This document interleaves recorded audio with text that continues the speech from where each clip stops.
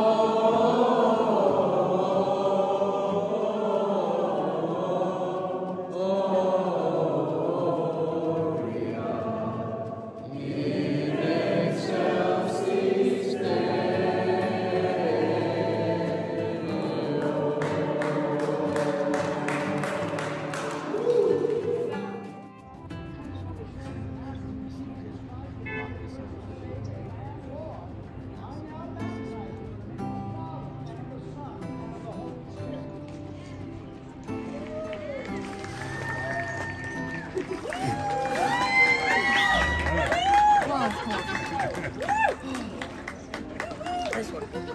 Oh, it's cold.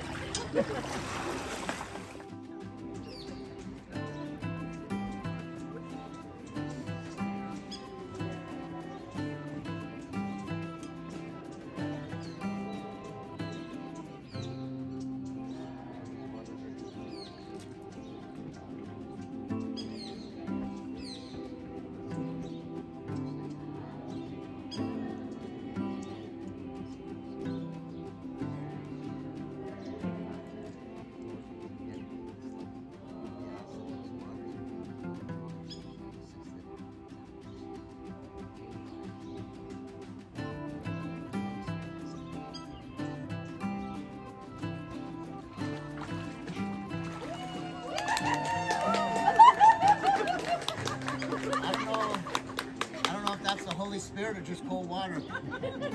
Will you film it vertical? Yeah.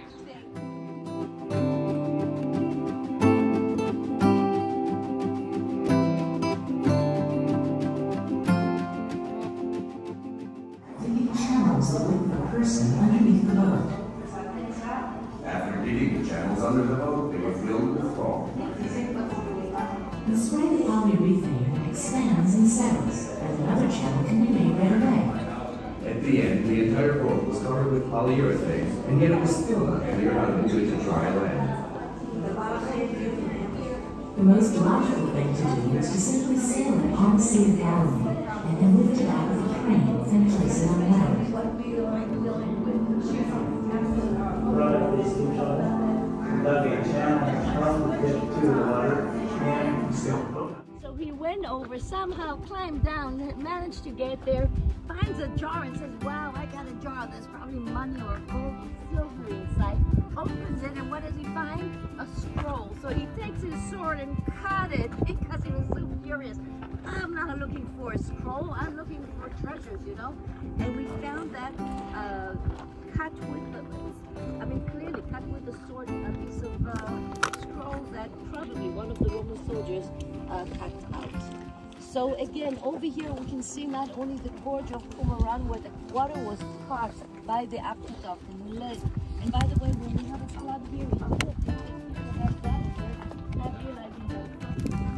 If you create daylight space out there in the mountains, in the back, there will be a flood, and there will be rain, and that means the flood, and then the water here with the blue sky can simply come here and without any warning catch the people inside the creek.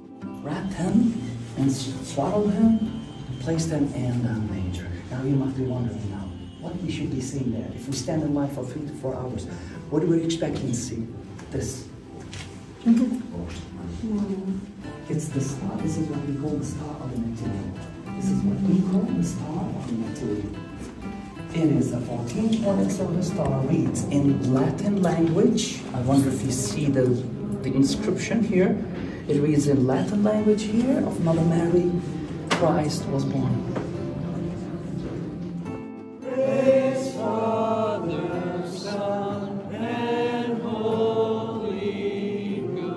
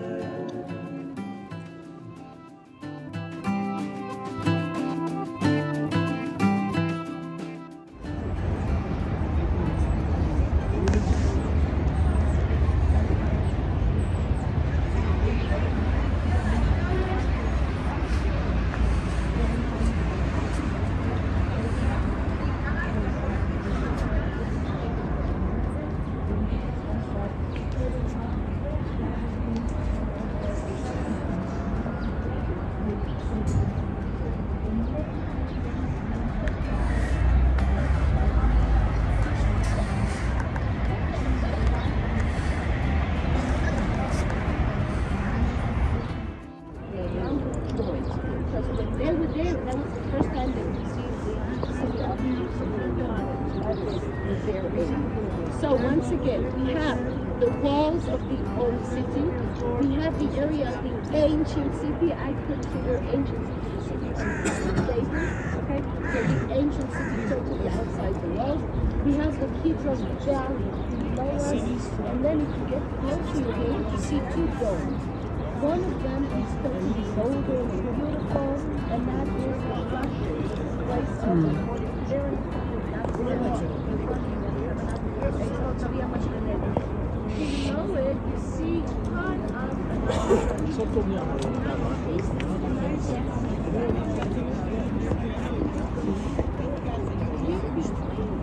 you have another dome,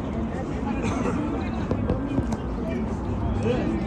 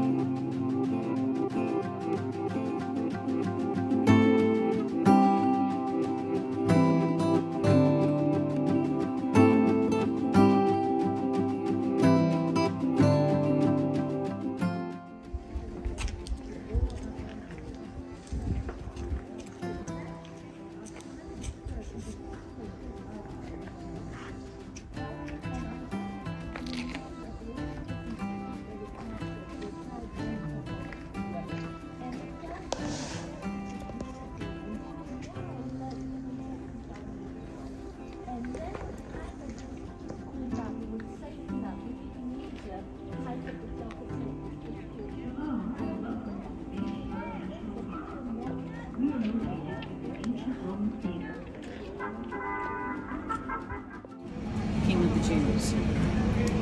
So, as I said earlier, where this crucifixion happened is not so important as what happened and why it happened, because as Christians, we don't worship places. We worship the risen Christ. So we know what happened. We know that somewhere close to here, maybe 500 meters away, maybe right here below us, a carpenter named Jesus of Nazareth was nailed to a cross. 2,000 years later, people are still talking about that. It's pretty amazing. We know also why it happened. We know that because our sin separates us from God forever, if we're not able to be reconciled with Him, that we need a Savior because we can't save ourselves. And God knew that too, and He had an amazing plan, a sad plan in that He allowed His own Son to be that sacrifice for our sin, to remove that barrier between us and Him. And that's why, although the crucifixion is a sad thing for us, it also brings us joy because we know through it we have been allowed the opportunity for salvation. And the best way I think that this is summed up in the Gospels is John 3:16, which we all know. For God so loved the world that He gave His one and only Son, that whoever believes in Him should not perish, but have eternal life. So folks, I hope you'll reflect on that as you're looking at this area. If you want to take a few minutes, actually just a couple of minutes because we need to move on.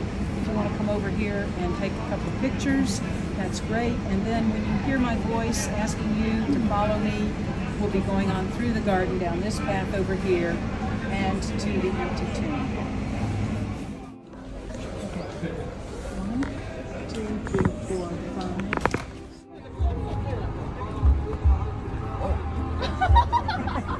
5. Big old camel crops in there. You got no sticks?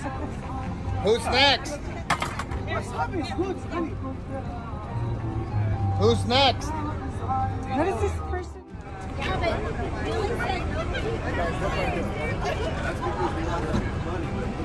So camel rides going on. Herod, this area was the area of the gathering that has to do from the time of the Maccabees, but this beautiful, beautiful palace with a wonderful court. This is the palace of Herod. And over here we see the 3 towers. 1, 2, 3. We saw the remains of this one. Remember, I showed it to you. So the Jaffa Gate is actually here, and not here. Over here. So that is the purpose of the 3 towers, is to protect not only the entrance to the city, but also the palace of Herod. Because remember, he was paranoid for a reason too, for a good reason. Anyway, the 3 towers have 2 names. This is the Fatsael name after very good images. This is after his brother Fatsael. Hippikos is after his brother, and Miriam, this tower over here, was named after his wife. Remember his wife? So we're at the tomb where Jesus was laid and he's resurrected. So it's another place that they believe is where it really happened.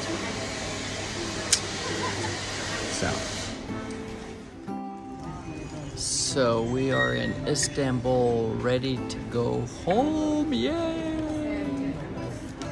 We had fun, but we are ready to be back home and eat our food.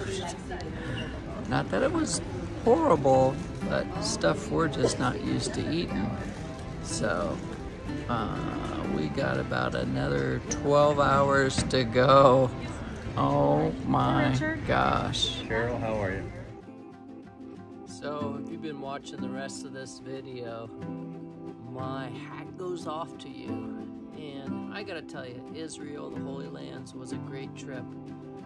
We surely enjoyed it. We've been home now for a few days.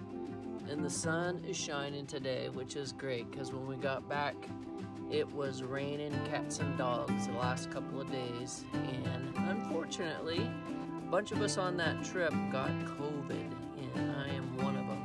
So I'm staying away from people. I'm not sure about my wife Carol yet, if she has it or not.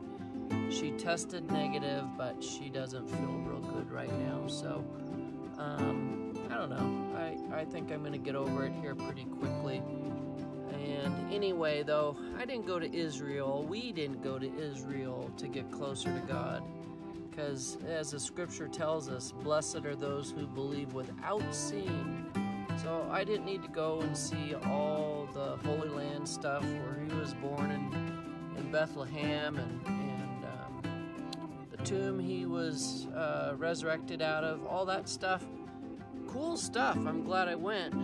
But it was just on a bucket list for me to go and experience where the disciples and Christ walked when they were on this earth. And that was amazing. It really, truly was amazing. If you get an opportunity to go, I would highly recommend it. Will I go back again? I don't know. The worst part about the trip was that long flight there and back. We figured we were up for 30 hours coming back with a layover we had and just getting up early to get to the airport and all that stuff. And we're still trying to recuperate from the time change. So, but praise God. I'm glad I went. I can't wait to share more of my footage. I've only showed just a little bit of it. So much more. But gosh, remember, blessed are those who believe without seeing. Take care.